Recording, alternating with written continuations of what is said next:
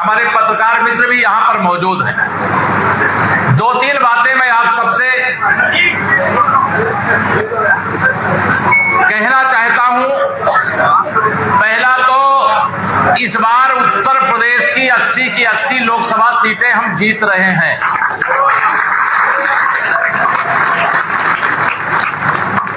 विपक्ष तितर बितर हो गया है,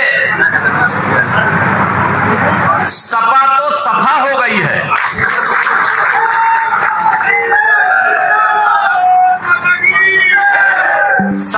सपा को मैं समाप्तवादी पार्टी कहा करता हूं, बसपा को बिल्कुल समाप्तवादी पार्टी, और कांग्रेस मुक्त भारत इसलिए कहता हूं, अरुणाचल प्रदेश में लोकसभा के साथ विधानसभा चुनाव भी है और वहां कांग्रेस और भाजपा ही होती है। लेकिन इस बार अरुणाचल प्रदेश में हमारी सरकार थी, 5 साल पूरे होने पर फिर चुनाव हो रहे हैं, लेकिन 10 विधायक भारतीय जनता पार्टी के निर्विरोध चुनाव जीत चुके हैं, उन्हें प्रमाण पत्र मिल चुका है, उनको बधाई देता हूं। और कांग्रेस मुक्त भारत की शुरुआत अरुणाचल प्रदेश से हो गई, जिसे कांग्रेस पार्टी अपनी जागीर समझती थी। रायबरेली और अमेठी से आज तक प्रत्याशी घोषित नहीं कर पाए। जब उत्तर प्रदेश में राज्यसभा के चुनाव हो रहे थे, भारतीय जनता पार्टी ने 8 राज्यसभा के सांसद जिताने में सफलता प्राप्त की थी। सपा में उसी समय फूट पड़ गई थी।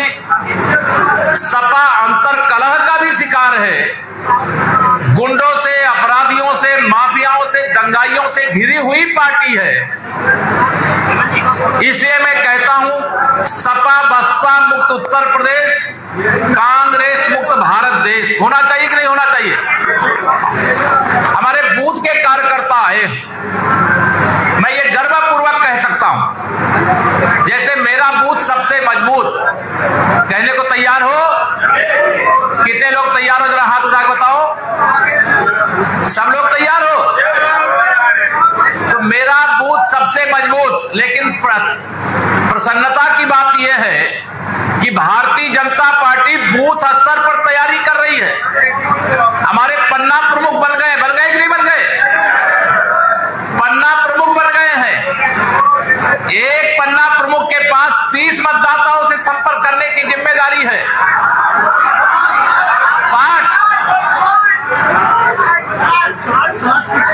60 है, दोनों पन्ने का मिलाकर के मैं एक ही पन्ना गिन दिया। मैं सोचा आपको मालूम नहीं होगा, लेकिन आपको मालूम है। तो हमारे पन्ना प्रमुख लगातार संपर्क में है, और अभी सपा बसपा कांग्रेस के नेता घर से नहीं निकले हैं। सही है कि नहीं सही है?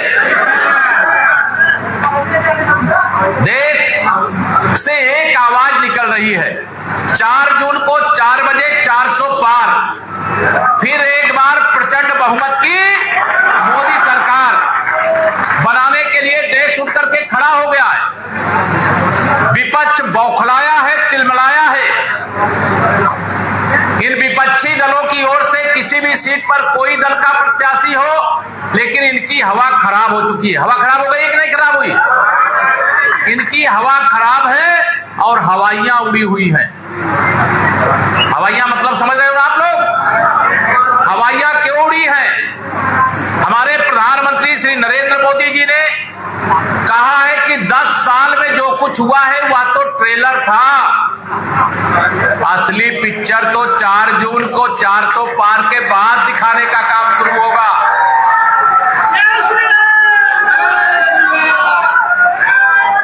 भ्रष्टाचार मुक्त भारत देश बनना चाहिए कि नहीं बनना चाहिए? सब लोग हाथ उठा के नहीं बता रहे। बनना चाहिए कि नहीं बनना चाहिए? तो भ्रष्टाचार मुक्त भारत के लिए जैसे 6 दिसंबर 1992 को कलंकित ढांचे की कार सेवा हुई थी, वैसे ही सपा बसपा कांग्रेस रूपी राजनीति के क्षेत्र में कलंकित ढांचे की तरह है। एक कार सेवक के रूप में टूट पड़ो। मेरा बूथ सबसे मजबूत। माननीय प्रधानमंत्री जी ने हम सब कार्यकर्ताओं को एक संदेश भेजा। यहाँ पर जो लोग हैं उसमें से कई लोग भारतीय जनता पार्टी के राष्ट्रीय महाधिवेशन में दिल्ली गए थे। कौन कौन गया था? वहां प्रधानमंत्री जी ने कहा था कि जम्मू कश्मीर से हमने देश की जनता से, जब हमारे 2 सांसद थे तब भी हमने वादा किया था 370 हटाएंगे, और जब हमारे 303 सांसद बने तो हमने 370 को हटा करके जम्मू कश्मीर में तिरंगा फहरा दिया। जो देश से वादा किया था उसे पूरा कर दिया। अब जो भारतीय जनता पार्टी के मालिक मेरे त्रिदेव कार्यकर्ता मित्रों, उन्होंने आपके लिए एक लक्ष्य दिया है। किसी को मालूम है क्या लक्ष्य दिया है?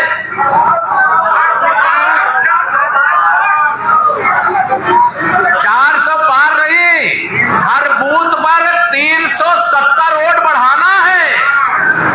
कितना?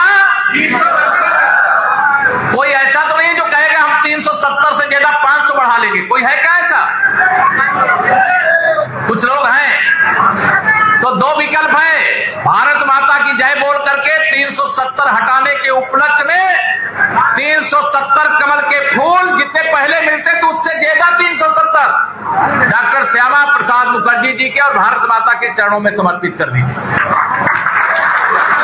ये प्रधानमंत्री जी की सभी कार्यकर्ताओं से अपील है। और जिनको लगता है 370 से ज्यादा 500 पार कर सकते हैं, तो 500 साल बाद श्री रामलला की जन्मभूमि पर भव्य मंदिर का निर्माण, यह भी भारतीय जनता पार्टी ने देश से वादा किया था और उसे भी पूरा किया है। इसलिए जो 500 बढ़ा सकता है 500 बढ़ाने के लिए लग जाए, तो 370 बढ़ा सकता है 370 बढ़ाने के लिए लग जाए। और आपको ज्यादा पता होगा, मैं तो एक दिन देख रहा था समाजवादी पार्टी के खाते में जो इंडी गठबंधन है सपा और कांग्रेस का, ये सीट शायद सपा के खाते में आई है। मुरादाबाद सपा तो सपा के खाते में सीट आई है। ये समाजवादी पार्टी प्रत्याशी तो ऐसे बदलती है रोज जैसे ताश के पत्ते बदले जाते हैं। और सपा के बारे में इसीलिए मैं कहता हूं समाजवादी पार्टी 2024 के लोकसभा चुनाव में समाप्तवादी पार्टी बनेगी। तैयार हो इसके लिए? सभी लोग नहीं बोल रहे हो। तैयार हो? तो इसके लिए आज कौन सी तारीख है? कौन सी? 5 है। आज महर्षि कश्यप जी की जयंती, उनके चरणों में नमन करता हूं। लेकिन यहां मतदान कब है? 19। 7 से कितने दिन बचे? 13 दिन। 14वें दिन तो वोट डालना है। ये 13 दिन का पूरा समय आप सभी कार्यकर्ता को अपने अपने बूथ पर नरेंद्र मोदी बन करके अपना चुनाव लड़ना है। बनोगे? अपने बूथ पर योगी आदित्यनाथ बन करके अपना बूथ संभालना है। अपना बूथ केशव प्रसाद मौर्य बन करके संभालने का काम करना है।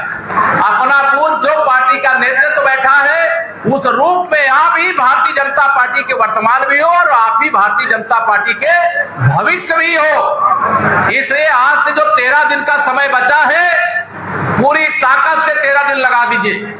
ये ध्यान रखना, यह चुनाव केवल 5 साल देश को आगे नहीं ले जाएगा, यह चुनाव देश को 100 साल आगे ले जाएगा।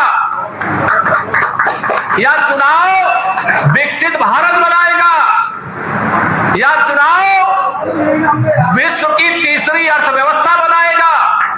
यह चुनाव जो हमारा आज बूथ का त्रिदेव है, भविष्य में उनको विधायक, सांसद, मंत्री, मुख्यमंत्री और पता नहीं क्या क्या पद पर पहुंचाने का काम करेगा। मुझे पूरा विश्वास है।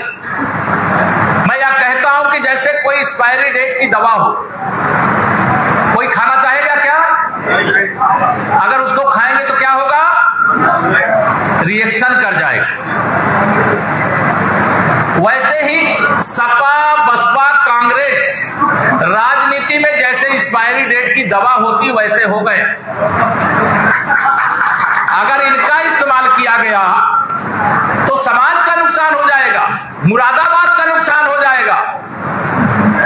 इसे सबसे मैं अपील करना चाहता हूं बूथ त्रिदेवों के कार्यक्रम के माध्यम से कि इस बार कमल का फूल खिलाइए, क्योंकि मुरादाबाद की बहुत दिनों से मांग थी कि यहां पर एक विश्वविद्यालय बनना चाहिए। बन रहा है कि नहीं बन रहा?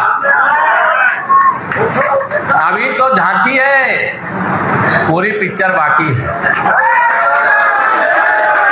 यहां विश्वविद्यालय बनना चाहिए, यहां पर एयरपोर्ट चल रहा है वो और अच्छा स्वरूप धारण करना चाहिए।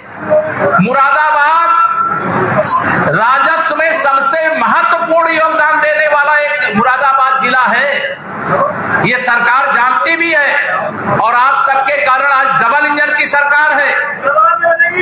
तो मैं आप सब लोगों से ये कहना चाहता हूं कि साइकिल पे बैठ करके लक्ष्मी जी आएंगी क्या? हाथी पे बैठ के आएंगी क्या? वो तो कमल के फूल पर बैठ करके आएंगी। इसलिए जैसे यह पूरा हाल लबालब भरा हुआ है कार्यकर्ताओं से, वैसे ईवीएम मशीन भी कमल के फूल से लबालब भरने का लक्ष्य लेकर के यहां से जाइए। मैं एक बात कहता हूं हर जगह कि बाकी सब कुछ जाइए भूल, याद रखिए नरेंद्र मोदी और कमल का या लक्ष्य लेकर के अपने बूथ पर डट जाइए। जिसका बूथ मजबूत वही कार्यकर्ता सबसे मजबूत। और एक बात और ध्यान रखना, हमारा एक एक कार्यकर्ता या ना सोचे कि उन्हें कोई देख नहीं रहा।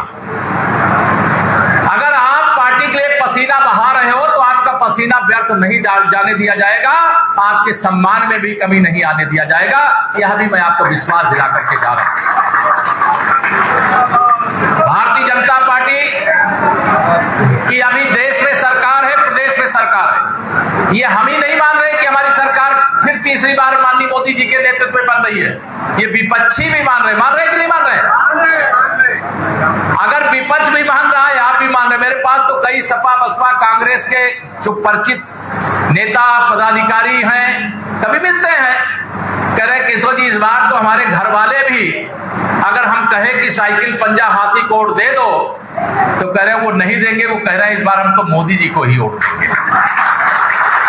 आप भी पूछना जो सपा बसपा, कई बार आप संकोच में कि तो सपा बसपा कांग्रेस का परिवार है, इस परिवार से कोई इनकी पार्टी का पदाधिकारी है, लेकिन उनका भी वो अपने दलों से भंग हो चुका है। सपा बसपा कांग्रेस सब में भगदड़ मची है कि नहीं मची है? बड़े बड़े नेता, कोई मुख्यमंत्री रहा है, कोई केंद्र में मंत्री रहा है, कोई राष्ट्रीय प्रवक्ता रहा है, सब छोड़ करके पार्टी भारतीय जनता पार्टी में आ रहे हैं कि नहीं आ रहे? अब यहाँ आ रहे, भगदड़ मची तो ऐसे नहीं मची है। उनको मालूम है कि देश कांग्रेस से मुक्त होने की ओर जा रहा है, सपा बसपा उत्तर प्रदेश में समाप्त होने जा रही है। 2019 के लोकसभा चुनाव में सपा बसपा का गठबंधन था, उसमें राष्ट्रीय लोकदल भी शामिल था। इस समय राष्ट्रीय लोकदल हमारी ओर है, हमारे साथ है, मालूम है ना आप लोगों को सबको? बसपा अलग लड़ रही है। तो यहां 2024 के चुनाव में क्या 2019 की तरह अपने पैरों पे खड़े हैं क्या? नहीं खड़े, ये तितर बितर हो चुके हैं। एक गाना है ना फिल्म का, दिल के टुकड़े हजार हुए, कोई यहां गिरा कोई वहां गिरा। ये बंगलौर में चले थे भ्रष्टाचार के दलदल में डूबे हुए परिवारवादी दल माननीय नरेंद्र मोदी जी को प्रधानमंत्री बनने से रोकने के लिए। देश ने कहा तीसरी बार मोदी सरकार, 4 जून को 400 पार। भारतीय जनता पार्टी 2014 का लक्ष्य रखा था 272 प्लस का, याद है कि नहीं याद है? कितना देश ने समर्थन दिया? 283 सांसद बना के भाजपा को दिया। और 2019 का लक्ष्य था अब की बार 300 पार, 303 सांसद जीते। और अब की बार का लक्ष्य हमारे प्रधानमंत्री जी ने दिया 370 पार। भारतीय जनता पार्टी का, ध्यान रखना, और 400 पार भाजपा गठबंधन का। और जो लक्ष्य जो भी रखा है, अगर पसीना हमारा कार्यकर्ता बहाएगा तो परिणाम क्या सपा बसपा कांग्रेस वालों को मिलेगा क्या? कोरोना की महामारी आई थी, मैं जानता हूं आपने अपनी जान की बाजी लगा करके कोरोना के संकट से जूझ रहे लोगों को पार्टी के नाते हमारे कार्यकर्ताओं का लक्ष्य केवल चुनाव लड़ाना और जिताना और सरकार बनाना नहीं है। एक कार्यकर्ता के नाते समाज और देश की सेवा हमारा प्रथम लक्ष्य है। और कोई भूखा न रहे। बताइए, आप लोगों ने भोजन कराया था कि नहीं कराया था? तो यह भारतीय जनता पार्टी का कार्यकर्ता जब सेवा में भी समर्पित रहेगा, चुनाव के लिए आज हम बूथ स्तर पर अपने मजबूती से तैयारी कर रहे हैं। आप बताओ, किसी बूथ पर सपा बसपा कांग्रेस वाला कोई कार्यकर्ता सक्रिय दिखाई देता है क्या? उनका आता पता ही नहीं है। कई तो मैं ऐसे कम से कम 1 दर्जन समाजवादी पार्टी कांग्रेस के प्रत्याशी ऐसे हैं कि हमको जबरदस्ती टिकट दे दी। एक हरदोई में प्रत्याशी मिश्रिक लोकसभा से थे, उनको लेकर मैं नहीं लड़ूंगा, मेरे बेटे को दे दो। बेटे को दे दिया तो कहने मैं भी नहीं लड़ूंगा, आप मेरी पत्नी को दे दो। 3 टिकट। अभी इनके चाचा जो कल गुंडागर्दी की भाषा बोल रहे थे, श्री शिवपाल यादव जी, उन्होंने कहा अगर सपा को वोट नहीं दिया तो चुनाव के बाद देख लेंगे। अरे चुनाव के बाद तो सपा ही सपा होने वाली है, समाजवादी पार्टी होने वाली है। अब जब 2014 के लोकसभा चुनाव में तुम भाजपा के कार्यकर्ताओं को और जनता को देख नहीं पाए, 2017 के विधानसभा में नहीं देख पाए, तो 2024 में तो अब गंगा जी में बहुत पानी बह गया है। अब तुम्हारी गुंडागर्दी उत्तर प्रदेश में चलने वाली नहीं है। ना गुंडागर्दी, ना दंगागर्दी, ना भ्रष्टाचार, ना अत्याचार, न जमीनों पर कब्जा, न प्लाटों पे कब्जा, न मकानों पर कब्जा। यह व्यवस्था परिवर्तन के लिए लोगों ने अपना जो जनादेश दिया था, डबल इंजन की जो सरकार बनाई थी, जिसके कारण आज उत्तर प्रदेश के सभी 75 जिले सुकून की नींद सो रहे हैं। जब मैं प्रदेश अध्यक्ष 2016 में बना था, इसी यूपी में मैं घूमता था, कई जिलों में रात के समय कई थानों में ताला लगा करके पुलिस और दरोगा पुलिस लाइन चले जाया करते थे। आज क्या कोई गुंडागर्दी कर सकता है क्या? किसी गुंडा को गुंडागर्दी करने की छूट है, उसके खिलाफ कड़ी से कड़ी कार्रवाई करने वाली सरकार आप सबने रात दिन मेहनत करके बनाने का काम किया। 2024 का यह लोकसभा चुनाव ऐतिहासिक चुनाव है, पूरे विश्व की नजर है। सरकार बनाने को लेकर के मैंने कहा कि मुझे शंका है, ना आपको शंका है, ना विरोधियों को शंका है, लेकिन पूरी दुनिया में विश्व का सबसे शक्तिशाली नेता, भारत का सबसे लोकप्रिय जनप्रिय नेता है, इसके लिए अपने भारी समर्थन से उनको अपना समर्थन जताने का काम करिए। आपको मालूम है G20 की बैठक हुई थी दिल्ली में, पूरे दुनिया के राष्ट्रपति और प्रधानमंत्री यहां पर आए थे। हम लोग फिल्म का वह गाना मेरा भारत वो भारत है जिसके पीछे संसार चला, लेकिन मेरा मोदी वह मोदी है जिसके पीछे संसार खड़ा। यह भी दृश्य हम सब लोगों ने अपनी आंखों से देखा। आज दिन रात मेहनत करने वाला ऐसा प्रधानमंत्री भूल जाते हैं लोग। अगर मैं मुरादाबाद की बात करूं, यहां सब जनप्रतिनिधि भी बैठे हैं, आप सब कार्यकर्ता भी बैठे हैं। 2017 से पहले बताओ मुरादाबाद में कितने घंटे बिजली आती थी? 4 घंटे। अब कितनी आती है? तो आप इसको ध्यान रखना, सपा बसपा के समय बिजली आती नहीं थी और भाजपा की सरकार के समय बिजली जाती नहीं। ये फर्क क्यों आया है? क्योंकि हम प्रधानमंत्री माननीय नरेंद्र मोदी जी के मार्गदर्शन में, आदरणीय योगी आदित्यनाथ जी के नेतृत्व में उत्तर प्रदेश में जो सुशासन देने का वादा किया है, जो कुशासन को हटाने का वादा किया है, राम राज्य जिसको कहते हैं वैसी परिस्थिति पैदा करने का वादा किया है, तो उसको हम निभाने का काम भी हमारी सरकार कर रही है। देश की सरकार ने, माननीय प्रधानमंत्री श्री नरेंद्र मोदी जी ने देश में किसानों को, गरीबों को, उज्ज्वला योजना के कलेक्शन धारकों को, प्रधानमंत्री आवास के लाभार्थियों को, अनेक प्रकार की योजनाओं का लाभ पाने वाले लोगों को 34 लाख करोड़ रुपया 52 करोड़ बैंक खातों के माध्यम से, डीबीटी के माध्यम से भ्रष्टाचार को मिटाने के लिए भेजा और पूरा 34 लाख करोड़ रुपया पहुंचा। ये सपा बसपा कांग्रेस की जब सरकार होती थी, ये बड़े गर्व से कहते थे कि हम दिल्ली से 1 रुपया भेजते हैं तो 15 पैसा पहुंचता है। आप जोड़ लीजिए 34 लाख करोड़ का 15% कितना होता है? 5 लाख करोड़ से भी कम होता है। अगर इनकी सरकार होती देश में तो यह लूट करके देश को खा जाते। आज उस भ्रष्टाचार के खिलाफ कार्रवाई हो रही है, जांच हो रही है, बड़े बड़े भ्रष्टाचारी नेता अधिकारी जेल जा रहे हैं। सब कहते हैं ये मोदी जी हमको छोड़ेंगे नहीं, इसलिए सब एक हो जाओ। और इसीलिए इनकी हवाइयां उड़ी हुई हैं। इनको मालूम है कि 4 जून के बाद जिसने भी भ्रष्टाचार किया है, मोदी जी उसको छोड़ने वाले नहीं हैं। इसलिए विश्व में माननीय नरेंद्र मोदी जी की पूरी दुनिया के लोग, ये कांग्रेस के लोग प्रचार करते, दुष्प्रचार करते, जिन्होंने इस देश में इमरजेंसी लगाई, जिन्होंने गरीबों का, किसानों का, सबका अधिकार लूटा, वो कहते हैं माननीय नरेंद्र मोदी जी के नेतृत्व में लोकतंत्र खतरे में है। बताओ, लोकतंत्र खतरे में है क्या? लोकतंत्र खतरे में नहीं है। श्री राहुल गांधी जी, श्री अखिलेश यादव जी, ममता बनर्जी जी जैसे तमाम नेताओं का राजनीतिक भविष्य खतरे में पड़ गया है। पहले हम उत्तर भारत में जीतते थे, लेकिन आज उत्तर भारत हो चाहे दक्षिण भारत हो, पूर्वी भारत हो चाहे पश्चिमी भारत हो, जो एक भारत और श्रेष्ठ भारत के लिए काम करता है, पूरे देश का आशीर्वाद उनको मिलता है। हमने सबका साथ सबका विकास करने का जो संकल्प लिया, और उस सबका साथ सबका विकास के संकल्प में सभी योजनाओं का लाभ सबको बिना भेदभाव के मिल रहा है कि नहीं मिल रहा? मिल रहा है कि नहीं मिल रहा? अगर सबको योजनाओं का लाभ मिल रहा है, तो सबसे हमें वोट मांगने जाना चाहिए कि नहीं जाना चाहिए? इसलिए मैं आप सबको यहाँ पर आह्वान करना चाहता हूँ।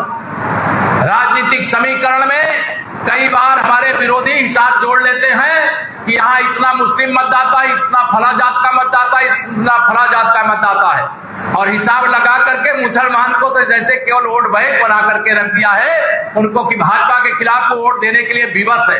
अगर भाजपा ने कोई उनके साथ भेदभाव नहीं किया है, तो मुझे पूरा विश्वास है कि आप सब वोट मांगने जरूर जाइएगा। कोई वोट नहीं देगा तो हमारा ले क्या लेगा? अगर वोट मांगने ही नहीं जाओगे तो वो कहेगा हमारे पास मांगने नहीं आए। अगर हम वोट दे देंगे तो वो गिना ही नहीं जाएगा। लेकिन मैं आप सबको विश्वास दिलाता हूं, भारी मात्रा में, बड़ी संख्या में लोगों का समर्थन मोदी जी को तीसरी बार प्रधानमंत्री बनाने के लिए मिल रहा है। जो समाजवादी पार्टी पीडीए की बात करती है ना, ये पीडीए इनका पिछड़ा दलित अल्पसंख्यक नहीं है, ये परिवार डेवलपमेंट अथॉरिटी है, और अपनी अथॉरिटी को मजबूत करने के लिए एक दल बनाए हुए हैं, और उस दल के अंत का समय आ गया है। मेरे भाइयों बहनों, मैं आप सब कार्यकर्ता साथियों से आह्वान करना चाहता हूं। माननीय नरेंद्र मोदी जी के बारे में मैं यही कहा करता हूं कि विश्वास करो तुम मोदी पर, यह नव युग का निर्माता है। ऐसा नेता इस धरती पर एक बार ही आता है। लेकिन दूसरा, इस समय चूंकि हम विकसित भारत की ओर बढ़ रहे हैं, हमें गरीबी भारत से मिटाना है।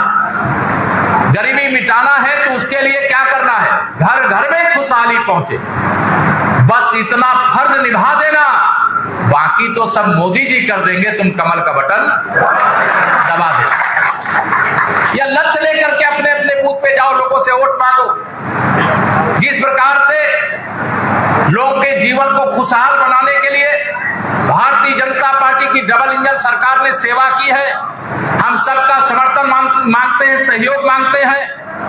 हम जानते हैं जीत सुनिश्चित है, लेकिन मैं अपने सभी कार्यकर्ताओं को कहूंगा, जोश में होश मत खोना, जोश में होश मत खोना, अति आत्मविश्वास का शिकार नहीं होना है।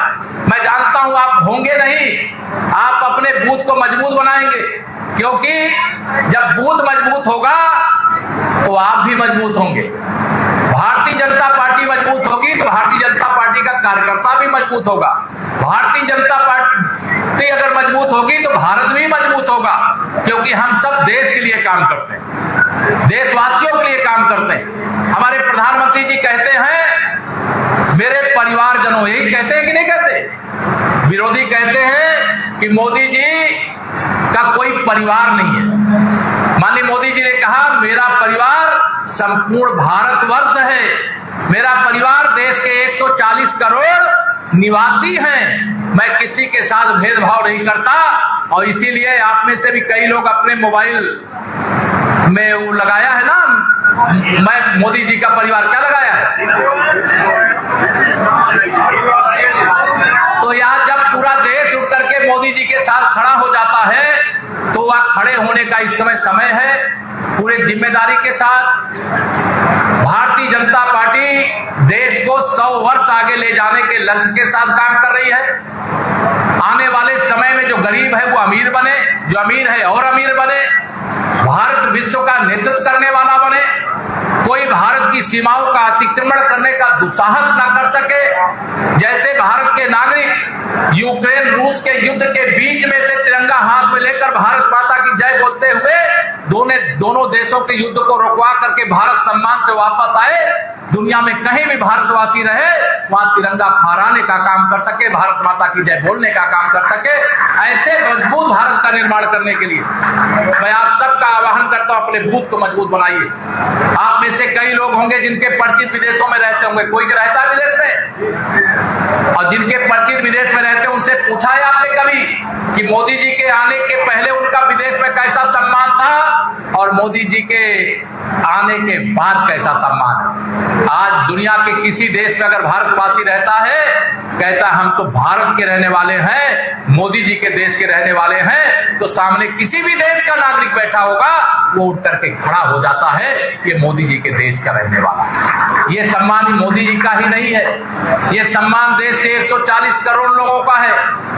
या सुरक्षा, सर्जिकल स्ट्राइक आज भी मैं अखबार में पढ़ रहा था, पाकिस्तान वाले आरोप लगा रहे थे भारत ने फिर सर्जिकल स्ट्राइक की है, उनके देश में घुस करके आतंकियों को मारा है। लेकिन मैं बार बार कहता हूं, सत्य यदि दुर्बल हुआ तो कौन उस पर कान देता, शक्तिशाली की गलत भी बात यह जग मान लेता।